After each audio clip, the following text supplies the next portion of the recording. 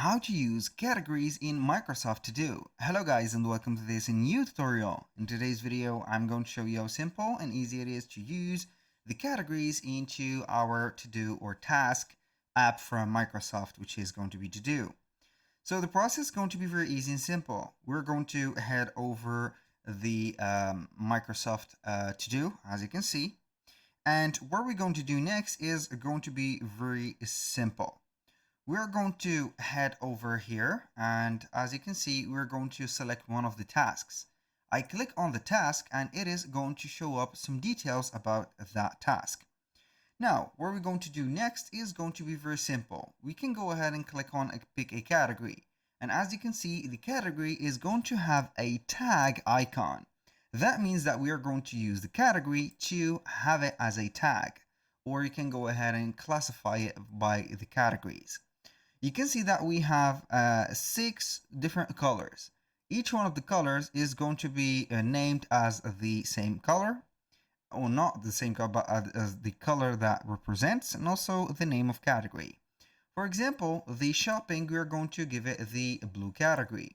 And this category, we can go ahead and have the specific, let's say, category of it. So we are going to head over the settings.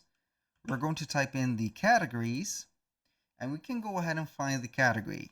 And you can also create some new categories, modify the categories, or edit them by changing the color of them, and also the let's say here the specific name of them, and then they are going to be had like that.